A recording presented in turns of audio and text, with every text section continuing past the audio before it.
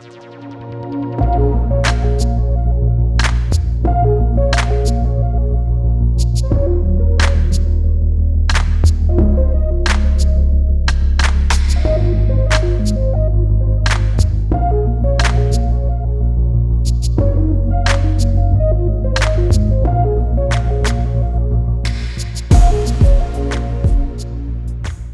mere notion of creating a video game is tantalizing. Being able to take inspiration from a litany of titles in order to construct a product that represents your ideal is something many gamers have only been able to fantasize about. Due to the clear gap in the market, developers have experimented with accessible, controller-based creation suites that shatter video game development barriers. Pioneers like Little Big Planet, Project Spark, and Dreams have shown that players can create extraordinary things with user-friendly tools. Although Nintendo has flirted with the concept in Labo Garage and Mario Maker, Game Builder Garage is their first release to give complete control to the player. Creating a game sounds like a daunting task. Where to start? How to start? Well, in typical Nintendo fashion, the game's mascot, Bob, guides you through the process to ensure that you gain the technical know-how to get started. The interactive lessons direct you through 7 different games that show the depth of options available on the software. From side-scrolling platformers to 3D racers, the sheer number of possibilities at your fingertips is astounding. Due to the methodical pacing, the fundamentals of game design are fully explored in an engaging manner. At times, you are guided to make mistakes, only to rectify them later. These sections add humor to what could have been quite a monotonous task. Although there is a little repetition in the lessons, they achieve their goal of embedding programming methods, creating the perfect form of edutainment. Levels steadily increase in complexity, signaled through the expected completion time indicated at the start of each creation. Games can take from 40 to 90 minutes to create. However, these are segmented into steps, allowing you to dip in and out at defined intervals. After learning specific skills, you will encounter checkpoints that test techniques that you have learned previously. Here you will use prior knowledge to debug games and solve conundrums.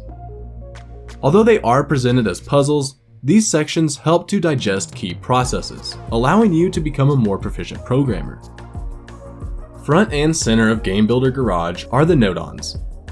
Each colorful character's personality links to their function, helping to further embed their traits. Getting to know and understand how they work is imperative, as they are used for every aspect of the game. From the characters to the environment, each element has a respective nodon that can be manipulated in order to act the way you desire. Linking nodons is simple and intuitive. Lines can be effortlessly drawn using the controller or touchscreen to produce various results. Due to this, experimentation in Game Builder Garage is delightful, as with the click of a button, you move from the programming suite to the game. Nintendo's clean and simple user interface is greatly appreciated.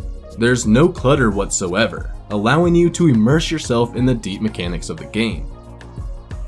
All of your assets are neatly tucked away at the bottom of the screen and the Nodopedia, which describes each nodon's use, and can be quickly accessed via the pause menu. In addition to this, processes can also be recalled by accessing Alice's guide. The calming yellow backdrop and conventional happy-go-lucky soundtrack emit a sense of joy that will ease newcomers to programming. Although the interactive lessons are the perfect gateway for newcomers, experienced creators may want to jump straight on to free programming. With all the tools at your disposal, including multiplayer options and even motion controls, the variety of games that can be made is incredible. However, the sharing of these is where the problem lies. In Mario Maker 2, it was easy to discover brilliant levels and follow creators. Systems were in place making it simple to find levels, whether it be through search options or by playing a random level on the 100 Mario Challenge. Unfortunately, this is not the case with Game Builder Garage. Each game you create will have a unique ID number, and as a creator, you'll have a different ID number. These can be shared with others so they can check out what you made. However, without any option to browse and find creations, the game will have to rely on a hardcore fanbase to build an online community. Although websites have already been created with this in mind, it seems like an unnecessary hurdle to overcome in order to experience other people's creations. Okay, so this is not a visual showcase. However, there's a certain level of charm that permeates throughout. The blocky characters and basic textures capture the feeling of rummaging through a toy box to create a myriad of possibilities. With the texture editor, players will be able to create sprites to personalize their game. As almost everything is customizable, I for one cannot wait to see what the community creates, even if finding them will prove to be quite difficult. Nintendo has created a fun and accessible product that is a great introduction to programming. Through the perfectly paced interactive lessons, anyone can start making games in a matter of minutes. Unfortunately, the omission of in-game community creations does hinder what could have been a complete creative suite. However, this won't stop enthusiasts from creating and sharing their games in other ways.